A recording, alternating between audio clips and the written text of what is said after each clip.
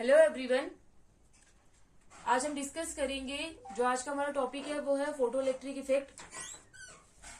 Last time हमने discuss किया था इलेक्ट्रोमैग्नेटिक जो वेव थ्योरी थी, उसने ये बताया था कि जो इलेक्ट्रोमैग्नेटिक रेडिएशंस होती हैं उनकी वेव नेचर होता है। लेकिन कुछ हमारे पास ऐसे फेनोमेना होते हैं जिन्होंने ये प्रूव किया है कि इलेक्ट्रोमैग्नेटिक रेडिएशन का पार्टिकल नेचर भी होता है। उस पार्टिकल नेचर में जो हमने फर्स्ट डिस्कस किया था फेनोमेना वो था ब्लैक बॉडी रेडिएशन। अब जो नेक्स्ट फेनोमेना है जो सपोर्ट करता है पार्टिकल नेचर इलेक्ट्रोमैग्नेटिक रेडिएशन का वो है photo electric effect. Photo electric effect क्या होता है? फोटो का मतलब होता है लाइट। तो फोटो इलेक्ट्रिक इफेक्ट क्या होता है यहाँ पे, इसको सबसे पहले 1887 में एच हर्स ने एक्सप्लेन किया था। उसके बाद फर्दर इसकी डिस्क्रिप्शन जो है वो आइंस्टाइन ने दी थी। फोटो इलेक्ट्रिक इफेक्ट हमारे पास क्या होता है? The phenomena of ejection of electrons from the surface of metal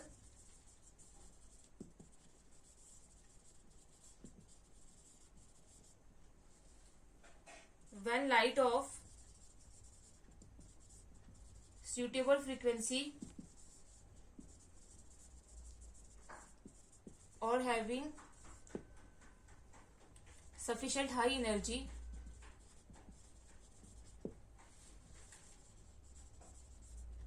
falls on it। Photo electric effect क्या होता है? हमारे पास ऐसा फिनोमिना होता है कि जब हमारे पास कोई बीम ऑफ लाइट की जब हम बात करते हैं तो यहाँ पे क्या आएगा? Electromagnetic radiation.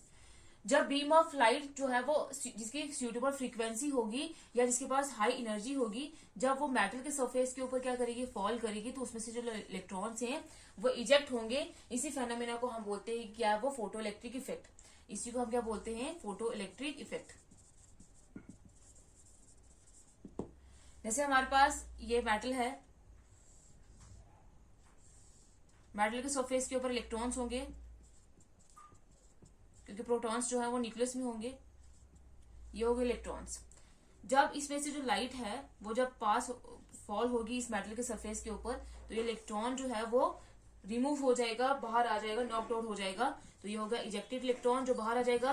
और ये हमारे पास लाइट, इंसिडेंट लाइट, और ये है हमारे पास मेटल का सरफेस। ये जो फेनोमेना है, जब हम लाइट सफिशिएंट एनर्जी वाली लाइट को पास फॉल करवाएंगे मेटल के सरफेस के ऊपर, तो उसमें से इलेक्ट्रॉन जो है वो रिलीज हो जाएगा। इसी फेनोमेना को क्या बोलेंगे? Photo electric effect. अब इस फोटो इलेक्ट्रिक इफेक्ट में हमने मेटल का सरफेस ही क्यों यूज किया है? क्योंकि मेटल्स हमारे पास क्या होती हैं? इलेक्ट्रो पॉजिटिव होती हैं। वो हमेशा इलेक्ट्रॉन जो है वो रिलीज करती हैं, तभी जाके वो इलेक्ट्रो पॉजिटिव होंगी, उनके ऊपर पॉजिटिव चार्ज आएगा। तो मेटल जो है वो इलेक्ट्रॉन को रिलीज कर सकती है, इसलिए यहाँ पे हमने इस फेनोमेना के लिए मेटल के सरफेस यूज किया है। अब दूसरा केस ये है कि हाई एनर्जी और सूटेबल फ्रीक्वेंसी का मतलब क्या है? अब मेटल के अंदर क्या होंगे? एटम्स होंगे। तो एटम के अंदर क्या होता है? न्यूक्लियस होता है, जिसके ऊपर क्या होता है? Positive charge. और इस न्यूक्लियस के इर्द गिर्द क्या रिवॉल्व करते हैं? इलेक्ट्रॉन, जिनके ऊपर क्या होता है? Negative charge. अब ये पॉजिटिव चार्ज जो होता है वो नेगेटिव चार्ज को अट्रैक्ट करके रखा होता है, इसने इंटैक्ट करके रखा होता है, बाउंड करके रखा होता है। तो न्यूक्लियस जो है वो क्या करता है? इलेक्ट्रॉन को बॉन्ड किया होता है, इसलिए वो इलेक्ट्रॉन को इजिली रिमूव नहीं करने देता। तो इलेक्ट्रॉन इजिली रिमूव हो जाए इसीलिए हम ऐसी बीम ऑफ लाइट पास करवाते हैं जिनके पास हाई एनर्जी होती है, जो इन दोनों की इंट्रैक्शन को ओवरकम कर दे। और ओवरकम करने के बाद न्यूक्लियस जो है वो इलेक्ट्रॉन को क्या कर सके? रिलीज कर सके, जिसकी वजह से ये फोटो इलेक्ट्रिक इफेक्ट शो हो सके, फोटो इलेक्ट्रिक इफेक्ट हो सके। तो इसी वजह से हम क्या करते हैं? सूटेबल फ्रीक्वेंसी वाली या हाई एनर्जी वाली रेडिएशन जो है वो इसके ऊपर फॉल करवाते हैं इलेक्ट्रॉन को रिलीज करने के लिए। अब फोटो इलेक्ट्रिक इफेक्ट क्या हो गया? जब हम सूटेबल फ्रीक्वेंसी वाली लाइट को या हाई एनर्जी वाली रेडिएशन को फॉल करवाते हैं एक मेटल के सरफेस के ऊपर, तो वहां से इलेक्ट्रॉन्स जो है वो इजेक्ट हो जाते हैं। इसी फेनोमेना को क्या बोलते हैं? Photo electric effect. अब फोटो इलेक्ट्रिक इफेक्ट के लिए जो एपरेटस यूज किया हुआ है वो हमारे पास कौन सा वाला है? देखते हैं कि उस एपरेटस में क्या क्या है।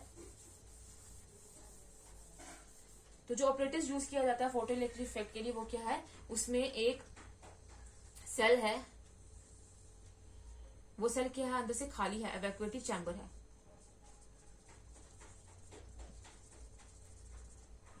और उस सेल को हमने कनेक्ट किया है बैटरी के साथ,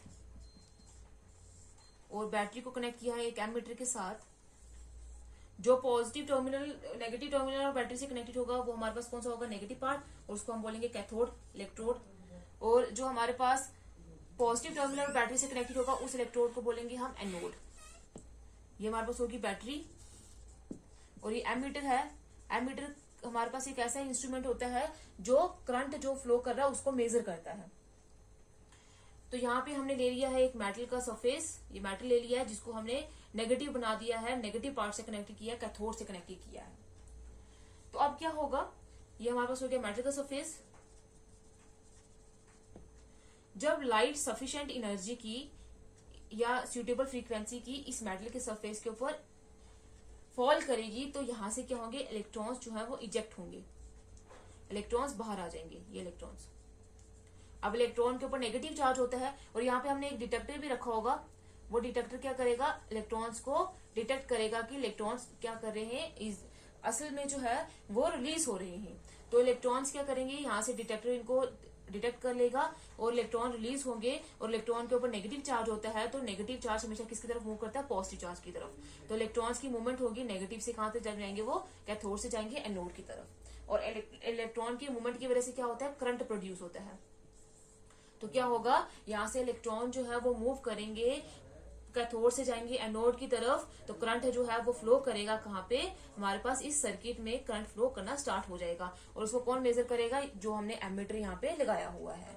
तो ये हमारे पास फेनोमेना होता है कि जब लाइट होगी, जब मेटल के सरफेस के ऊपर हम उसको फॉल करवाएंगे तो इलेक्ट्रॉन्स जो होते हैं वो क्या होते हैं, इजेक्ट होते हैं। और इलेक्ट्रॉन्स कहाँ से जाते हैं, नेगेटिव से जाएंगे पॉजिटिव की तरफ, जिसकी वजह से करंट भी क्या करता है, फ्लो करता है। अब हमने क्या करना है कि जो हमने मेटल्स यूज करी हैं, मेटल्स हमने वो यूज करनी है जिनमें इलेक्ट्रॉन्स जो होंगे वो न्यूक्लियस के साथ लूजली बाउंड होंगे, ताकि हम इजिली उन इलेक्ट्रॉन्स को रिलीज करवा सके, इजिली रिलीज हो सके।